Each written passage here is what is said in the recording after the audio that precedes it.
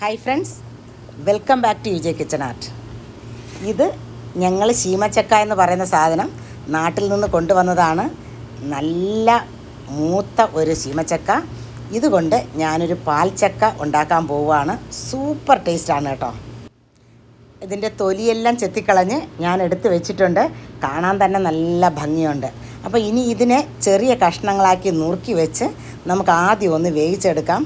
പണ്ട് ഞങ്ങൾ സ്കൂളിൽ നിന്ന് വരുമ്പോഴൊക്കെ അമ്മ ഇത് വേവിച്ച് വെച്ചേക്കും തേങ്ങാപ്പാലിൽ. ഭയങ്കര ടേസ്റ്റാണ് കേട്ടോ. ഞങ്ങൾക്കാണെങ്കിൽ മാമൻ്റെ വീട്ടിൽ ഒരെണ്ണം ഉള്ളത് കാരണം ഇത് ഫ്രീ ആയിട്ട് കിട്ടുകയും ചെയ്യും. അപ്പോൾ മിക്കവാറും ഇത് ഉണ്ടാക്കി വയ്ക്കും. പിന്നെ അടുത്തുകൊണ്ടാകുമ്പോഴത്തേക്കും നമുക്ക് അത്ര ഇഷ്ടമാവുകയില്ല. ഇതിൻ്റെ ഈ നടുക്കുള്ള ഭാഗം നമ്മളിങ്ങനെ കണ്ടിച്ച് കളയണം കേട്ടോ, ചക്കയുടെ പൂഞ്ഞ് മാതിരിയുള്ള സാധനം. എന്നിട്ട് ബാക്കി ഭാഗമാണ് നമുക്ക് നുറുക്കിയെടുക്കേണ്ടത്. അപ്പോൾ ഞാനിതിങ്ങനെ ഓരോന്നായിട്ട് ഇങ്ങനെ നുറുക്കിയെടുക്കാൻ പോവുകയാണ്. സൂപ്പർ സാധനം കേട്ടോ. നമുക്ക് ഈ മുതിർന്നവർക്ക് മാത്രമേ ചിലപ്പോൾ ഇത്രയും ഇഷ്ടം കാണത്തുള്ളൂ കേട്ടോ. ഇപ്പോഴത്തെ പിള്ളേർക്ക് ഉണ്ടാക്കി കൊടുത്തു കഴിഞ്ഞാൽ അവർ കഴിക്കത്തുമില്ല. കാരണം അവർ ചെറുതിലേ കഴിച്ച് ശീലമില്ല. നമ്മളിങ്ങനെ പ്രകൃതിയോട് ഇണങ്ങി ചേർന്ന് ജീവിച്ച ആൾക്കാരല്ലേ. പിന്നെ ഇതൊക്കെ ഇങ്ങനെ ഫ്രീ ആയിട്ട് കിട്ടുന്നത് കാരണം വീട്ടിൽ മറ്റുള്ള സാധനങ്ങൾ ലാഭിക്കാം. അതുകൊണ്ടായിരിക്കും വൈകുന്നേരത്തൊക്കെ ഇത് പുഴുങ്ങി തരുന്നത്. എന്തായാലും എനിക്കിത് ഭയങ്കര ഇഷ്ടമാണ്. ഞാൻ കുറേ നാളായി ഇത് കഴിച്ചിട്ട്. ഇങ്ങനെ കഴിക്കണമെന്ന് വിചാരിച്ചിരുന്നതാണ്. എൻ്റെ അച്ചായനും ഭയങ്കര ഇഷ്ടമാണ്. അതുകൊണ്ട് അച്ചായൻ പറഞ്ഞ് നാട്ടിൽ നിന്ന് കൊണ്ടുവന്നതാണ് കേട്ടോ. അത് നല്ല മൂത്ത ഒരു സാധനം തന്നെ കിട്ടുകയും ചെയ്തു. ഇത് നുറുക്കിയെടുത്തപ്പോൾ വേണ്ടേ ഒത്തിരി ഉണ്ട്. ഞാൻ ഇച്ചിരി വലിയ വലിയ പീസസ് ആയിട്ടാണ് നുറുക്കിയിട്ടേക്കുന്നത്. എന്തായാലും എല്ലാം കഴിക്കുമോ അറിയത്തില്ല. എന്തായാലും ഞാൻ വേവിക്കുവാണ്. ഞാനത് കഴുകി എടുത്തുകൊണ്ട് വന്നിട്ടുണ്ട്. അപ്പോൾ ഇനി ഇതിനകത്തേക്ക് കുറച്ച് വെള്ളം ഒഴിച്ച് നമുക്കൊന്ന് വേവിച്ചെടുക്കാം. ഇപ്പോൾ ഞാൻ ഉപ്പൊന്നും ഇടുന്നില്ല.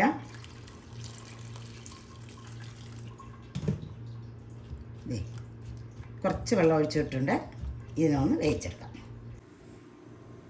നമ്മുടെ ചക്ക വെന്ത് വന്നിട്ടുണ്ട്. ഞാനിവിടെ വെച്ച വെള്ളവും പറ്റിയിട്ടുണ്ട്. ഇത് നല്ലവണ്ണം വെന്ത് കുഴഞ്ഞു പോകാണ്ട് നമ്മളിങ്ങനെ കഷ്ണങ്ങളൊന്ന് ഞെക്കുമ്പോഴത്തേക്കും അതൊന്ന് പൊട്ടുകയും വേണം. അപ്പോൾ ഇനി നമ്മൾ തേങ്ങാപ്പാലിലാണ് വേവിക്കാൻ പോകുന്നത്. ഞാനിവിടെ ഒരു കൈപിടി തേങ്ങ എടുത്ത് അതിലേക്ക് ഇച്ചിരി ഉപ്പും കുറച്ച് വെള്ളവും കൂടെ ഒഴിച്ച് ഒന്ന് കൈ കൊണ്ട് നല്ലവണ്ണം ഞെരടി വെച്ചിട്ടുണ്ട്. തേങ്ങാപ്പാലായിട്ട് പിഴിഞ്ഞെടുക്കേണ്ട. ഈ കൊത്തോടുകൂടെ തന്നെ നമ്മളൊന്ന് കൈ കൊണ്ട് ഞെരടി ഇതിനകത്തേക്ക് ഒഴിച്ചു കൊടുക്കുകയാണ് ചെയ്യുന്നത്.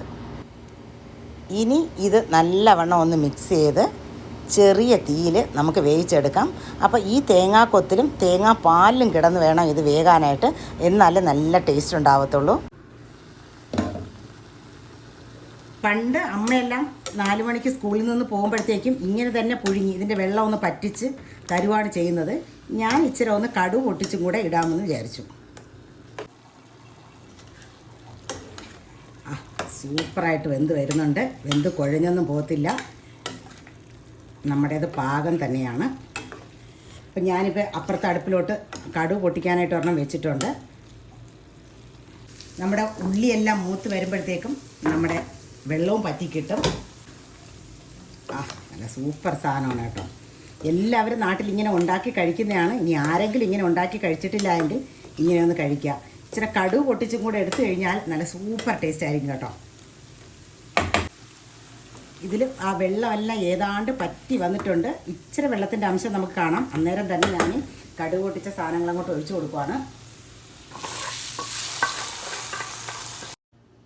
തീ കെടുത്തുന്നതിന് മുമ്പ് തന്നെ നമുക്കിതിനൊന്ന് നല്ലവണ്ണം മിക്സ് ചെയ്തെടുക്കാം. അപ്പോൾ നമ്മുടെ സൂപ്പർ പാൽച്ചക്ക റെഡി ആയിട്ടുണ്ട്. നാട്ടിലുള്ളവർക്ക് ഇതിന് വലിയ പുതുമയൊന്നും ഉണ്ടാവത്തില്ല. അപ്പോൾ ഇത് ഇങ്ങനെ ഉണ്ടാക്കി കഴിച്ചിട്ടില്ലാത്തവരുണ്ടെന്നുണ്ടെങ്കിൽ നിങ്ങളുടെ വീട്ടിൽ ഈ സാധനം ഇല്ല എങ്കിൽ കടയിലൊക്കെ മേടിക്കാൻ കിട്ടും. മേടിച്ചിട്ട് ഒരു ദിവസമെങ്കിലും ഉണ്ടാക്കി കഴിക്കണം.